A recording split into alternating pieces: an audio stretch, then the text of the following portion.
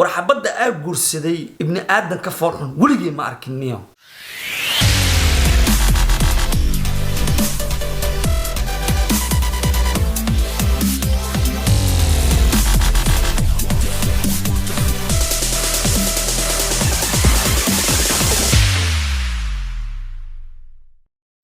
brother LB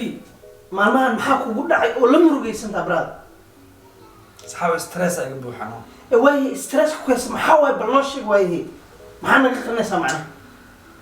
saxaab se ku sheega stress okay ana ku sheegay bal soo fadhiis isha way soo fadhiisana ku sheegay saaxiibo ani waa guursaday oo hadda ma midaas la murugoonaysaa taasoo kale brother waxa la dhahaa ma sha Allah adi wax ma fahmaysidniyo warxabada ay guursaday ibni aadan ka foorxun waligii ma arkiniyo oo haday foolxun tahay maxaa markii hore ku geey subhanallah ana ku sheegay wax ii geey markii hore saaxiibo xabadan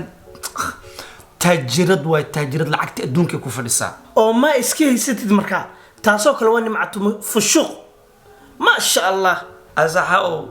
ma sha Allah iyo subhanallah ay kaaga dhigtay laakiin wax ma ogid lacagteeda maxay tiri shilin inay siisamaba ogole oo marka way gacan adag tahay miya subhanallah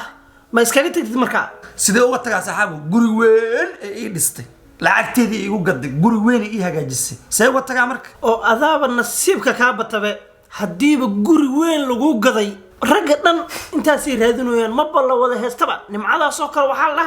ma sha Allah fiiraadi adi guriga raadinoosa guriga ka fikiroosa laakiin waxa ogeena jira de gurigi dhan waa gubtay bul Allah si uu gubta asaga dhan subhanallah oo hadda maxaa dhacayna diyaayadana gudaha ku jirtay way ku gubatay ma sha Allah hada su'aalaha ku weydiiye waraadi naagtee dhimatay ma sha Allah dhawsa hadda su'aalaha ku weydiiye wax walaalo ah aboow ah abaaya ah oo dhaxal sugayaal ah qofta ma la dhasheen bal warniyo qof kale oo jooga ma jiro hooyo aabe aboowe ilmo adeer war wax la dhashay xitaa abaay wax jooga ma jirto aniga bisa soo haray cidina ka soo haraniyo oo hadda adiga nimceystay ma sha Allah maxaa ka wadaade taajiraan noqotano lacagta gabadha dhaxal sugaa tahay dhaxalka dhan guriga dhan wax walba lacagta dhan adaa la wareegay de waxaad ogeynaa jira oo hadda maxaan ogeyn yare guriga uga tagtay oo hadda ma waxa ay leedahay dhaxalkii dhan waxa lagu qoray eeygi ha oo hadda su'aalaha ku weydiiye eeyga wax yar oo cilaaqaad ay maaragtay saaxiibtinimo ah ma kala dhaxaysay war ani niyow eeyga waligii iyo allahay ma la saaxiibin korkiisa ma taabin mana salaaxin waa ii roonaalaad ba markii hore hadaas salaaxi lahaay hadda dhaxalka wax ka qaada lahaaye oo hadda ma taasa dhib leh dhaxalka laba ku nahnay nawadi eeyga intuu tagno aan inta soo kaxaysano intuu qabeeno aw raaxeeno salaaxeena taasna dhib ma lahanba wax weyn ha ka dhigin that's not big deal eeygu hadda waa taajir soconayo cagcadaynayo